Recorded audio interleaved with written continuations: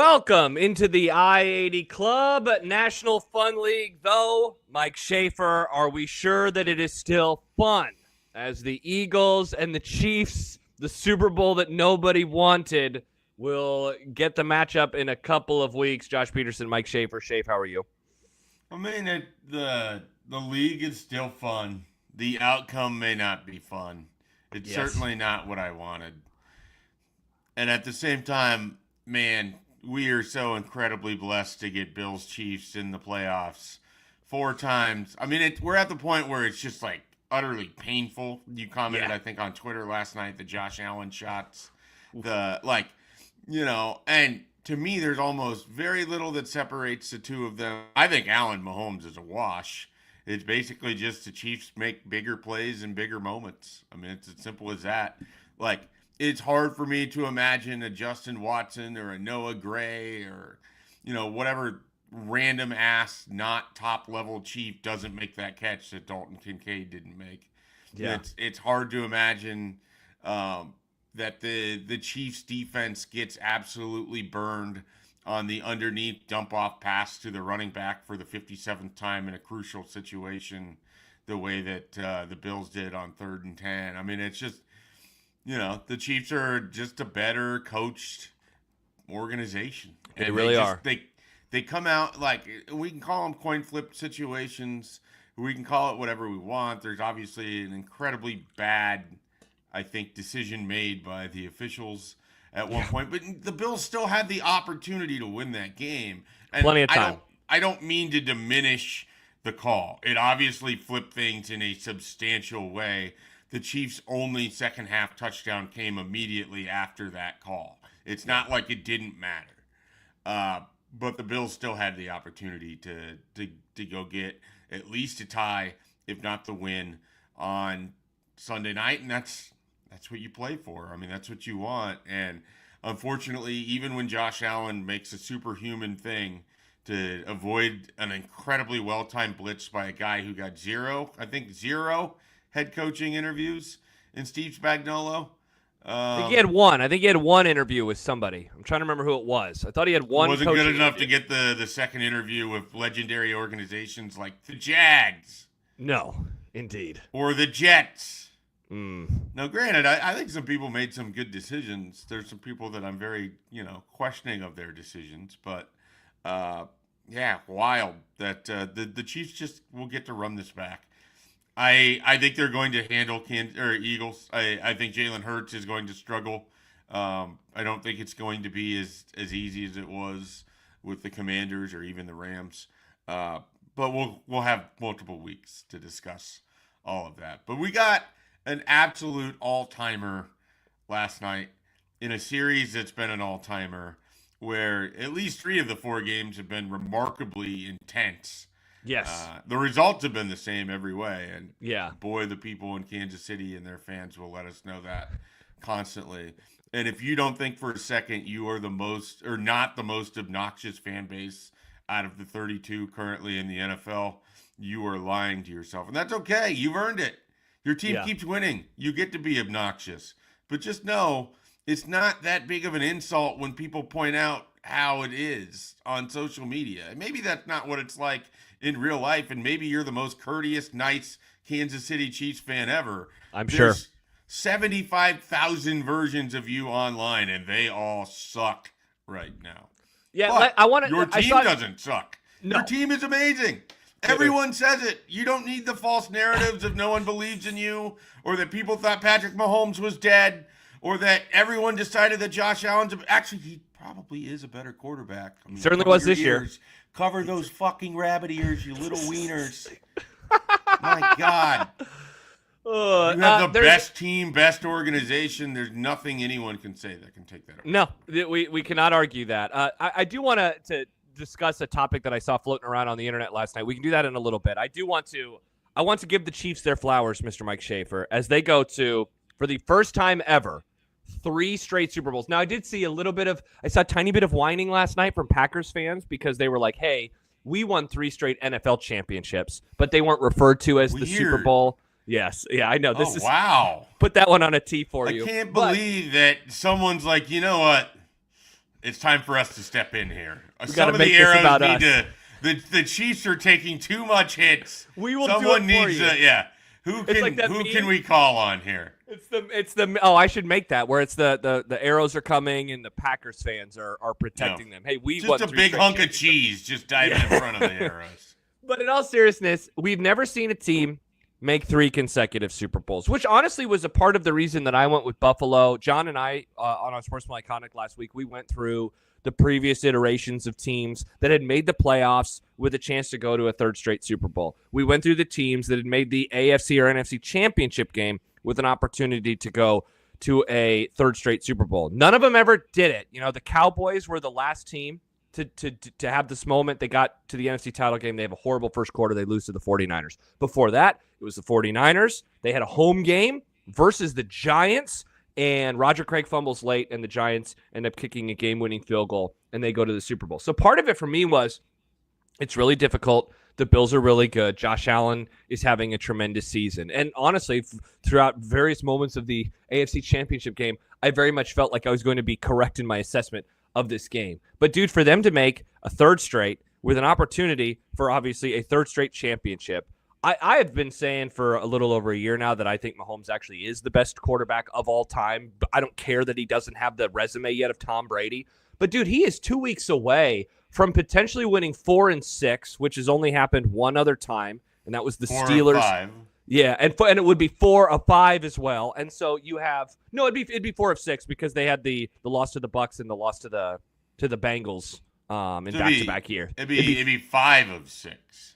Well, making 5 of 6 Super Bowls, but winning 4 of them. And then you think of the other 2 years they didn't make the Super Bowl. What did they do? Well, they only made it to the AFC Championship game, and they only lost in overtime to the Patriots and the Cincinnati Bengals. What he has done and what this franchise has done in a sport that is built on parity and in a league that is like, this doesn't happen. You are not supposed to do this. And when you pay more for contracts and your quarterback is suddenly making whatever he's making, this should not be possible. And so to do so and to do so in the tougher side of the league at this moment in time, like we're looking at the NFC now and we're like, wow, Jaden Daniels, he's going to be a pain in the ass for years. But it's like, that's like 4 quarterbacks in the AFC are pain in the asses every year. And yet he has been able to make it through for all but 2 seasons.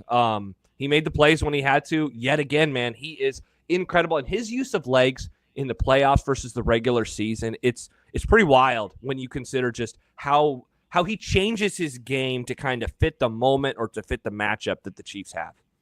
There was a moment probably early in the first half where I just sat there and I was like, dude, the Chiefs basically just rope-a-dope everyone because the way their offense looked in the first 3 possessions, really, and I know there was a fumble, and the fumble was crucial because I thought Buffalo was cooked until that fumble happened. Oh, yeah.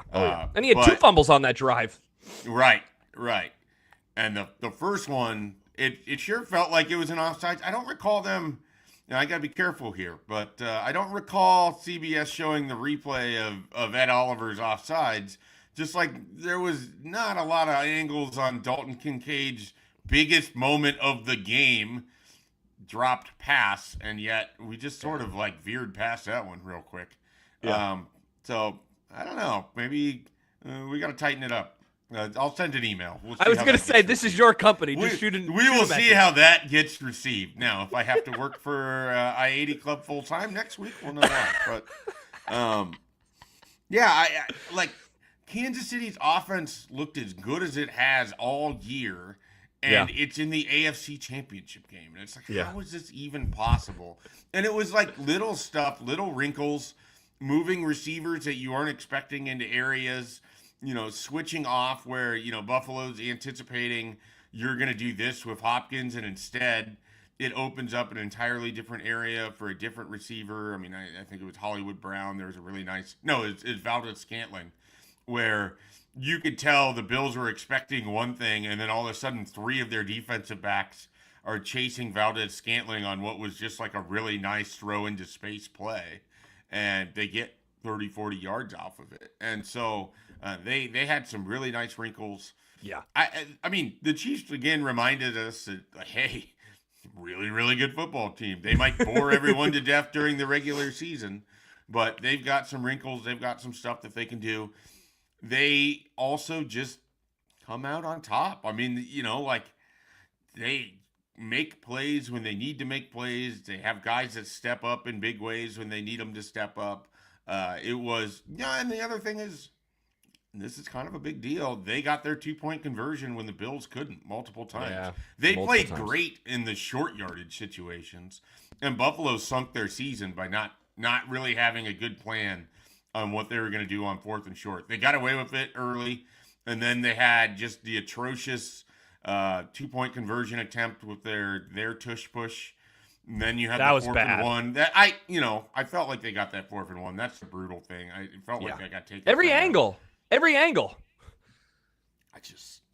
It's frustrating. I mean, there's two I felt like horribly applied calls in that game. Both get reviewed. Both go Kansas City's way. Both result in touchdowns. See, now that's interesting because obviously the other play you're talking about is the who had the ball? Was that the Chiefs that had the ball, the Chiefs? Was the interception that became Yes. a reception that clearly the nose of the ball touches the ground? But I thought he controlled it. Like, I didn't think that they got that one wrong. I thought the defensive back had, control, but I feel like if they would have called that an interception, it would have been overturned because of the way that, it's not just the side of the ball. The actual cone of the ball just drills into the ground. I just don't know that there's a lot of receptions that you see that get called a reception that way. But, again, that's also one of those, how do you throw an interception and then have it turn into a reception for you when your guy really only ever had possession on the very finality of the play? Mm-hmm. He didn't have it for 92% of that play, and yet you still end up with this huge inside the 10-yard, reception out of it.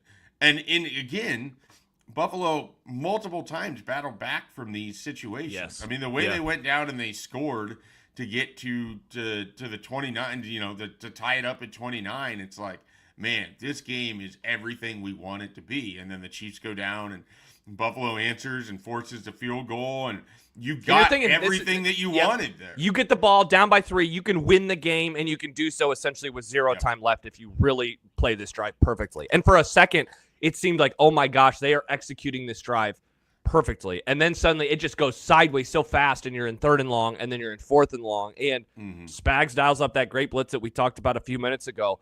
Allen somehow gets it off, and you're like, oh my gosh. And the ball's in his hands. When they finally gave us that. It hit the crook of his elbow because he mistimed the try to catch it. That angle from behind, man, when you see that falling and it just drops there, and it's like, what can you do? What can? And I know people are like, well, the orbit route was open. It's like, yeah, he had 3 guys bearing down on him. I'll take the throw that he made. There was a throw was to someone that could catch it for a first down down the field that was not in that position at the time of which the ball was thrown. I mean, it's remarkable, and yet it doesn't matter. I mean, it's just like it's a forgotten play. The entirety of the Bills' operation here, and it makes me wonder because I was too young. I mean, I remember they're losing to the Cowboys, but it's not like I would have known discourse of the NFL at that time in my life. Sure. I think the other kid that was at the babysitter that I was at was a little younger, so I doubt we were talking football in 1993 or 94. So, I can't imagine what it is like to be a Bills fan what do you do with that season? It was an amazing season. You saw some of the coolest stuff you will ever see from your quarterback, from your organization, and you had the opportunity to go win that game on the road. It didn't even matter. It didn't matter they were on the road. I mean, I know that we're going to hear about Kansas City's fans, and they're a great home venue. I don't want to take that away, but I don't think that is why the Bills lost last night. I don't think that mattered. I don't. If you reverse it, and we've seen Kansas City went and won. I was going to say they went to Buffalo last year, and they went and won in Buffalo. I really don't think home venue matters as much as what we'll hear about over whatever the course of time. But they didn't get it done. And what do you do with that? I know, man. And then can you keep being the team that's the foil, but not really the foil? At some point, while we keep asking, can the Chiefs keep being this team? How do the Bills keep being this team? How do the Ravens keep being this team? Because the AFC is absolutely loaded in quarterback play. Someone else is going to ascend, whether it be the Texans, the Bengals, the Chargers, the Broncos, Pete Carroll's Raiders. Like someone else is going to make a run. Your godforsaken Steelers. Ugh, Um, don't you dare. Don't you I put don't that know evil on me, Ricky Bobby. I don't think I believe in anybody in the AFC East. I do like Mike Vrabel, but I think the Pats are like 7 playmakers away from being relevant on both sides of the ball. Yeah. Yeah, man, what a wild conference, and yet it's not wild at all. It's the most predictable thing in sports. It is. But the way that they get there is honestly outstanding, and yet no part of me even enjoys it anymore because I'm tired of it, even though what we get to see last night is everything you want. You want the team that is chasing, the team that everyone is chasing to be in that situation and to prove their greatness. And they do. And yet I'm over here like, doesn't matter. I want to see the Bill. I can't have it both ways, but I kind of want it both ways. Yeah. Let me ask you this before we get to the NFC Championship game. Like we don't have to spend any time on that game. The Eagles won. Yeah, they the did. Commanders turned the ball over 37 times. Oh, brutal. We saw the Patriots dynasty for many, many years. And there was an inevitability about that team. And yet, they still did not have the success that this Chiefs team is having right now. They did at one point make it to 3 consecutive Super Bowls. That was when they beat the Falcons and the Rams on the bookends, and in the middle they lost to the Eagles. So we saw them make 3 straight Super Bowls. We saw them win 3 and 4. But that era also, it featured other great quarterbacks. Peyton Manning broke through a few times. Of course, Ben Roethlisberger broke through a few times. Joe Flacco randomly made a Super Bowl. The inevitability, do you feel like it is higher right now with the Chiefs, or is it just recency bias if we are in the moment and it's the day after another AFC Championship win? I think that we need more time to pass because part of it is as predictable as it is, and it's just probably wish casting, but it does feel like there's more teams that are at the level of the Chiefs. They just don't break through. Like, it's such a strange thing to say. But when the Patriots were going, there was, like, the Colts are the greatest example there. And I don't know at what point that kind of stopped being, because they made the Super Bowl in 2006 and then 2009. They made the Super Bowl in 2009. Was 2009 kind of the last year where the Colts were? Yeah, because then they had like one more year with Manning starting, and then he had the surgery, and then the Colts era was the Manning Colts era was done, and then it became the Broncos Patriots. That was the rivalry for a few years. Well, maybe it's just that there's enough of those games in there where the Colts get taken out by somebody else, but they did have. They lost to non-Patriots teams a lot. Like weird losses. Yeah, so it's probably unfair because you don't remember those teams in the same way, and I'm afraid that's what's going to happen with these Buffalo Bills. Is that history won't remember what they were, because we were sitting with I-80 Club co-founder Jack Mitchell the other day and talking about Thurman Thomas, and I think you and I were just marveling at just like how amazing Thurman Thomas was in that stretch of just how great the Bills were. Yeah. But it's not like, unless you're putting on the 30 for 30, it's not like there's just this run of conversation that happens about the Bills making 4 straight Super Bowls. It's usually just like, hey, Scott Norwood, and they got their ass kicked by the Cowboys. Yeah, seriously. Like, no one even talks about the game against the Redskins. No, we're allowed to say that in the retrospective of what they used to be. Yes. That just like when we mentioned 2016, we mentioned the Cleveland Indians, so we don't say the Guardians. But you're right. And the other, I guess I would flip it up just a little bit and say that it's not that we don't talk about the Bills, but there are probably a bunch of teams that lost to the 49ers in the 80s that I just have no idea about, that were probably really, really good and were contenders, but they always lost in the divisional round or the conference championship round. And for the time being, that is what the Ravens are. That is what the Bills are. I mean, I know that you and I have had many conversations about Joe Burrow and how good he was or wasn't in those 2 years for Cincinnati. But gosh, the further we get removed from that little stretch, it's wild. Again, here are the quarterbacks that have beaten Patrick Mahomes in the playoffs: Joe Burrow and Tom Brady. Like, that is the list for the time being. And, like, maybe it changes in 2 weeks with Jalen Hurts, or maybe it doesn't. Does this make you respect the Bucs more? Yes, because they kicked their asses, too. It's not just that they won. But It was they the defensive line just dominated. And then they the wrecked Chiefs shop. the Chiefs built enough of an offensive line and figured out how to win without Tyreek Hill years Uh-huh. later. And now they're in Now their they third could probably straight end Super up Bowl. getting Tyreek Hill back if they want him. And Oh God, no, Okay. probably not That on would- that contract though. Yeah. So. They're gonna face the Eagles. We mentioned it earlier. It's the Super Bowl nobody asked for. I think you said it, Schaef, within the last week or two on the pod. But like these are worse versions of the teams that made the Super Bowl 2 years ago. I was thinking about that last night. Because I don't know if I agree with you anymore about the Chiefs. I think that this Chiefs team is actually better collectively than the one 2 years ago. I think Talk about recency bias. Yeah, that might, and maybe that's true. I think the Eagles are definitely a worse team. I think Hurts is worse, but I think their running game is way better, and I actually think their defense is better collectively. Like the team 2 years ago had 1,000,000 sacks, but that defense was a sieve at times, and we saw it when they played good quarterbacks that year. The stats are pretty wild in terms of how much worse they looked. I think the defense is better this year. You said it a few minutes ago. You think that this is a dominating Chiefs win. I guess let's not look ahead to the Super Bowl too much. We'll do that in a couple of weeks. Takeaways from their win over Washington yesterday. You talked about the turnovers earlier. Every time it seemed like Washington was going to push them in the second half, they would just have this back-breaking dumb play. And we never even got like the moment. We never even got to see them stress the Eagles because they just kept turning the ball over. Yeah, the opportunity to stress the Eagles was 14-12, and we'll forever have to hear about chasing points as if it's 1982, and no one knows how football is played anymore. But yeah, I look at that game, and a lot of it was the Eagles just didn't make mistakes, and they allowed the Commanders to pile them up. And it's not that the Eagles played well. They're in both situations, and I think you would agree with this. The better team in that game won the game. Yes. Like as much as I wanted the Bills to win, it would have been a Josh Allen steals a victory type win to me because I thought the Chiefs played better throughout that game. Again, I thought the Bills were cooked at one point in the first half. With the Eagles, same thing where you're up 14-3 and then Washington has a nice, they get the field goal. They're able to kind of put themselves in position to go get the touchdown. It's 14-12.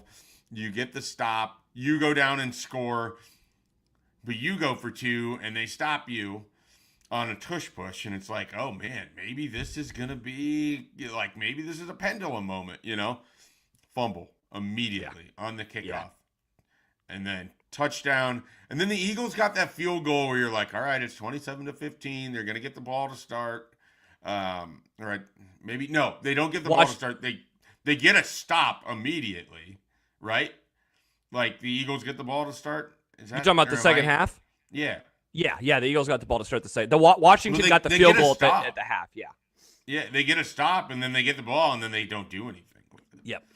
And then it's just kind of from there. Every time they score, then the Eagles score, and then every time they get a stop, they turn the ball over. Because I think 2 of the 3 turnovers were in the second half. Yeah, the end of the first half is certainly the moment where Washington will rue what happens. And also, it was very reminiscent. I think they had in a 4 way. Turnovers, right? Did they? Oh, that's right. They did end up with the second half. Yeah, they had did. The one right at the beginning of the game. Like I had just turned it on and was like, oh no, this ain't going well. And it in a way it reminded me of the championship game on Monday where this first drive happens for Washington, like Notre Dame, and it's like, wow, look at them. They are chewing up so much clock, but it's just so difficult. Every yard is so difficult. And then the Eagles get the ball, and Saquon immediately scores a 60-yard touchdown. It's like, well, that's the difference. Washington is going to, at times, have to nickel and dime their way down the field, whereas the Eagles have the best running back in football this season. They finally got the big play, the touchdown that made it 14-12. But the explosiveness of last week against Detroit, the explosiveness at times against Tampa and in other games this year when their offense was at its peak, it was not there. It was non-existent versus this Eagles defense yesterday. It also tells us the path that the Commanders took, and this isn't trying to take anything away from it, but the path that the Commanders took was against a Tampa defense that had largely all year been playing with random players filling in with guys that were out hurt, and really was kind of a bad defense. I mean, I have a friend that's a really big Bucs fan, and he hated the defense all year. He felt like they gave up big plays and big moments and couldn't get stops. And then you had the Lions, who had the great performance against Sam Darnold, but otherwise was buried, with injuries and everything else defensively, and trying to stop that sort of offense when they hadn't seen that all year. I think that was sort of the big thing too.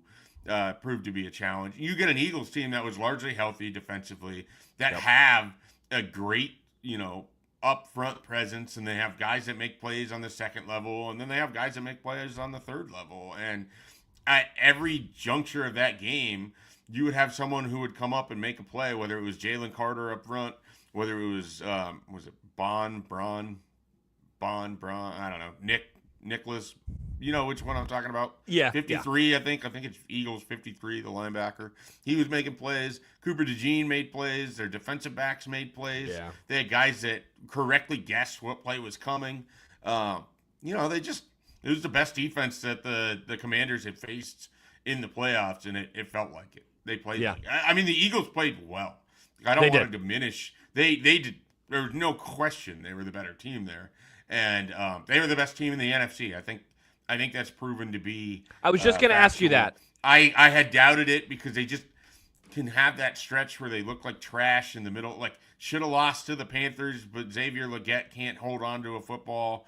They had like this stretch during the season where you don't really believe in it, and yet again, they had the foundation where guys just made plays. I mean, that is such a big thing in this, is that we get so quarterback heavy, quarterback narrative driven, all of that. You have to have everything else around you. And you said it last week, you would take the setup of the Eagles that Jalen Hurts has, where he can be a C+, and they can still be an A- as a football team. And if he's a B, they're close to an A+, And that's what he was yesterday. He finally had a 200-plus yard game, and then, but he's able to turn and hand it off. And even when Saquon's out for a drive, it's like, oh, hey, here's Kenneth Gainwell picking up large chunks of yardage. There was a moment where I was like, is he hurt? Does it matter? They kept showing the massage gun. Those were the two things. There's like, is Saquon hurt because it's weird sideline shots? Does it matter because they just went 60 yards? Yep. It didn't matter, And I think that was the one where Jake Trotter missed a field goal. Real quick aside, and I know we were talking about the NFC game. Yeah. It would have been unbelievably on the nose hilarious if Harrison Butker had missed that 35-yard field goal.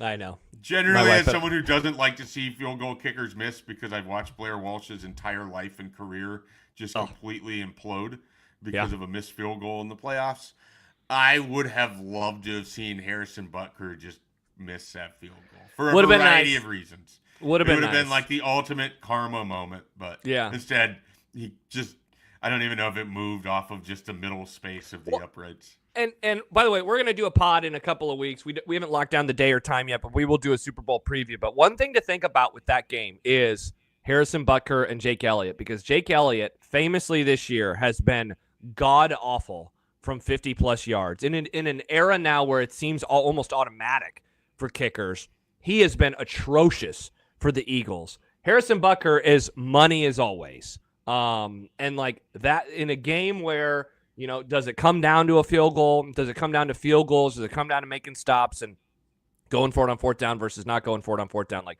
that is going to be something to pay attention to, because on one side, it's a kicker I think that a lot of people believe in, even if they hate him. And on the other side, Eagles fans are, I say this as someone who lives with one. They do not believe in Jake Elliott right now. And this is probably going to be his last year. It's going to be time to put him out to pasture as the Eagles kicker. It's got to be hard to not know if you're going to get points in those situations. Yeah. And then what was fascinating is all of the regular season struggles, but I believe that was the first missed 50-yard field goal of his postseason career. And he's missed extra points in this playoffs. He made them all yesterday, but he missed them in the first couple of rounds as well. So yeah, just something to keep an eye on. But yeah, we'll talk about that a little bit more in a couple of weeks. Jalen Hurts, you mentioned it. Oh, yeah, what were you gonna say? I was just gonna say Jalen Hurts, like he played better than he has in the playoffs, and it really does show if he's able to reach that type of level, it's going to be really, really difficult. That offense can be really hard when he's playing at that level. Can he do that again? He had his best game as an Eagle in the Super Bowl 2 years ago, and they lost, but he was tremendous. Can he get anywhere near that level? Certainly the knee looked okay yesterday too, which was a little bit of a surprise. Yeah, I think, looking ahead just a little bit, if you if you're an Eagles fan, the thing that probably gives you the most hope is Saquon Barkley against Kansas City's defense. I thought that James Cook looked phenomenal for Buffalo. Buffalo had that drive where they basically ran on every play but one and went down and scored. So the Chiefs' rush defense maybe can be had a little bit. I think the Chiefs' front versus the Eagles' front will be a fun strength-on-strength matchup. If they're able, and we saw Washington could get pressure on Jalen Hurts. They couldn't finish with enough sacks. Yep. And so Kansas City, who was able to get pressure on Josh Allen, but again, the degree of difference between Josh Allen's ability to keep his eyes downfield and to make some of those throws and his arm talent versus what Jalen Hurts is. Jalen Hurts has escapability. There's no question about that. I don't know that it necessarily always leads to like the, wow, what a 35-yard frozen rope downfield throw that he's going to hit somebody with. But if the Chiefs are able to finish those as sacks or force them as throwaways, that is going to be a huge part of, second and third down when you're really trying to win, defensively. And so Washington couldn't do it enough. I think Kansas City has a better chance of doing more of that. And I think their path to victory is just flustering Hurts in those situations. He's the X factor in that game. Like I don't think it's Mahomes. I don't think it's Kelsey. I don't think it's anybody on the Chiefs. To me, it's how well does Jalen Hurts play? Because I think what you're largely going to get with Saquon, and unless he has this legendary performance, it's all going to come down to, can Jalen Hurts avoid the bad plays, the sort of like bugaboo plays, and then can he just keep the train on the tracks? I think that's kind of what he's going to be asked to do a lot of here in a couple of weeks. Yeah, I think that's a good thought. You had a question that you were about to ask. Yes. Let's get to what people really want to hear about, and that is Brian Schottenheimer, new Cowboys head coach. Yeah. Jason Witten, associate head coach, I assume at this point. Has that been named? If it has, I've missed it this morning, but I have to imagine it's coming down the pike at a very short time. It will certainly be happening. He will certainly be on the staff. I feel bad. So how did we get here? How did we get to Brian Schottenheimer? So I think it goes back to them wanting McCarthy to return on their own terms, on the Joneses' terms, on Jerry and Steven. Alex has been waiting for this convo all morning. Wow, the people are tuning in. Maybe I should tweet out right now. I'm talking about the Cowboys. I think they wanted McCarthy back. McCarthy was not going to return on their terms, and I don't know if that's a length of contract. I don't know if he was just sick of working for the Joneses. I imagine it's a bit of column A and column B.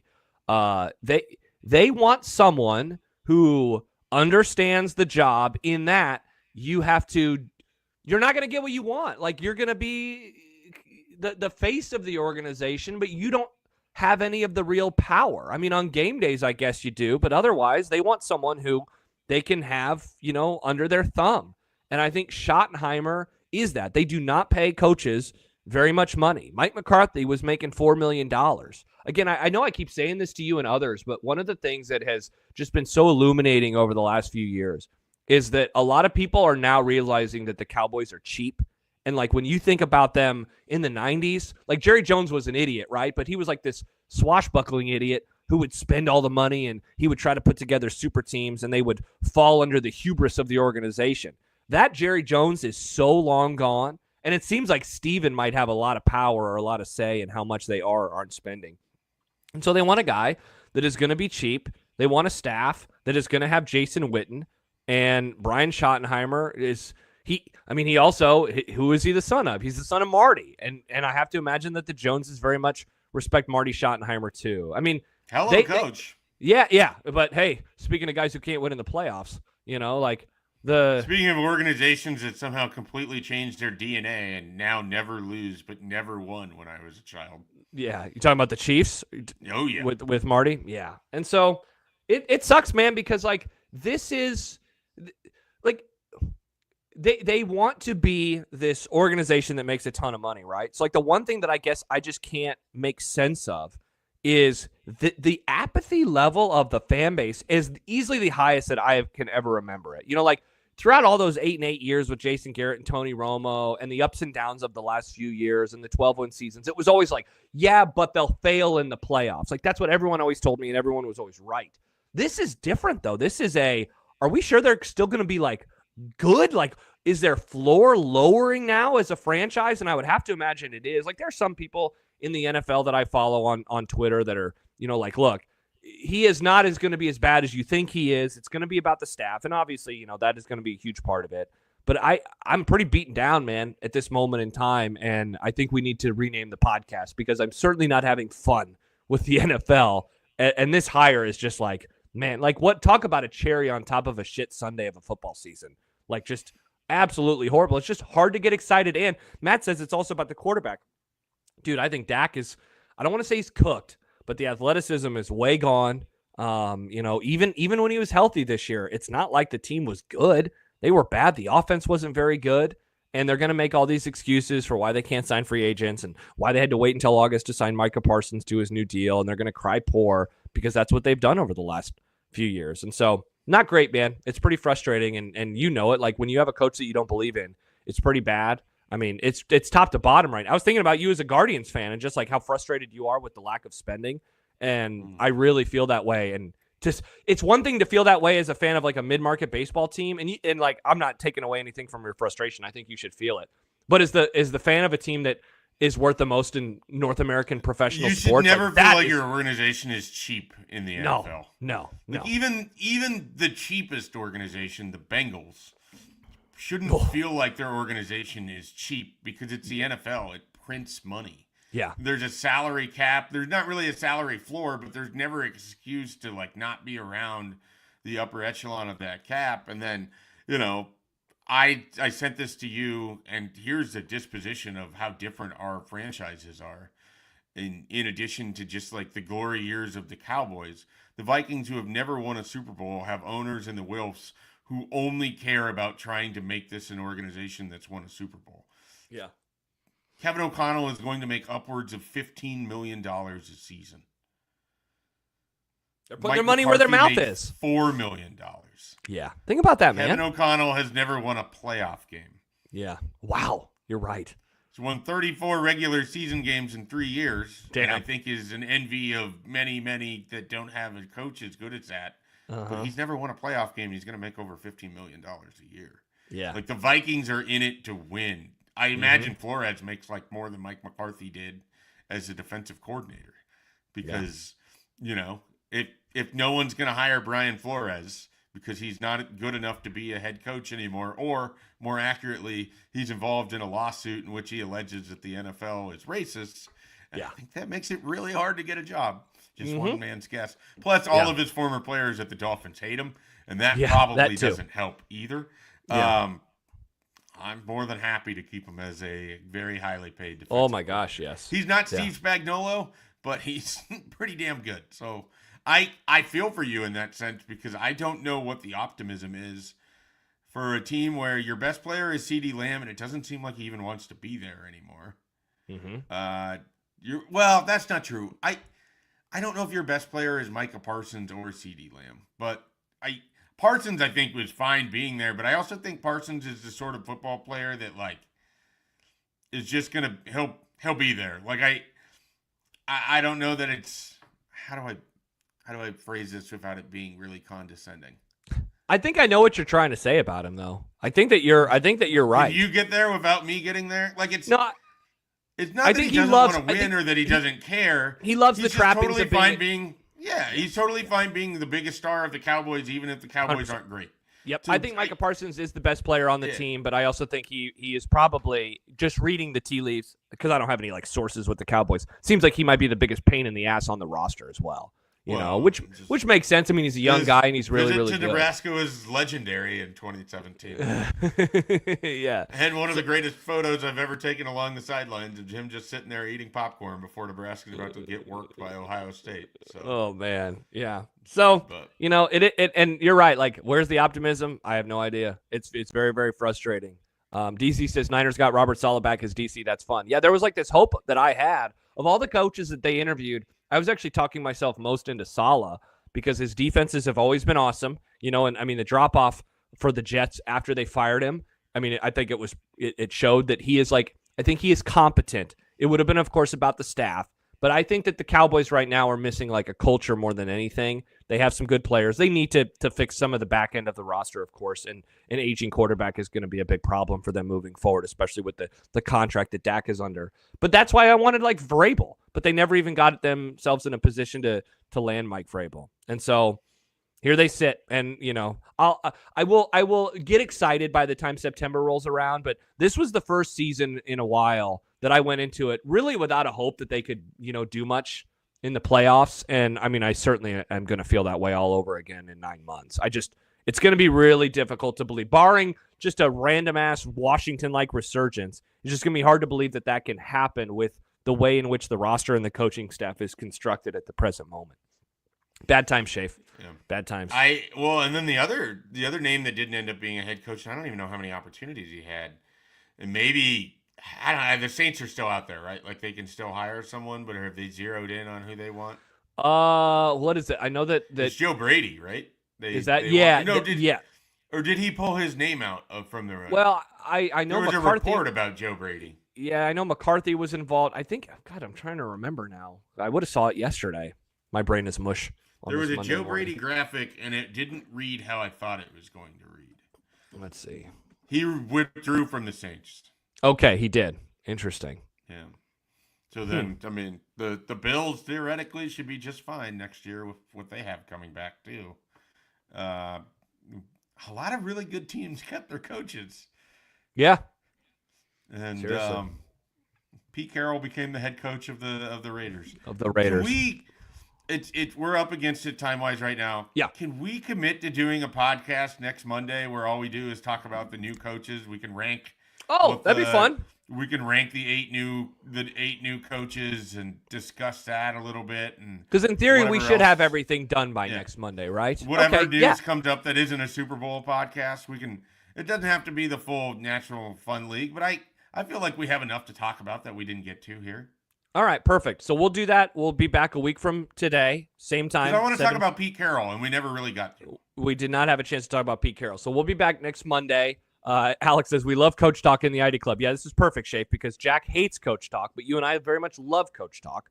So we'll do that a week from today. And then by next Monday, we'll also then have our Super Bowl preview locked down in terms of time. So we'll have that for everybody as well. We're thinking the weekend of the game sometime, either Saturday or Sunday, depending on schedules, how that works out. And then we'll do a recap 2 weeks from today for the Super Bowl. And this offseason, we will actually do some National Fun League stuff as well, maybe previewing or talking about the draft after the fact. So we will not go away as long as we have over the last couple of years. Schaef, before we say goodbye, anything to plug this week? I know people are wondering about the special teams coach. They're wondering about signing day, which is apparently still a thing. What can people find on the website? They don't need to wonder about signing day. Signing day is February 5th. Nebraska's not recruiting any 2025 high school recruits that would be signing at that point in time.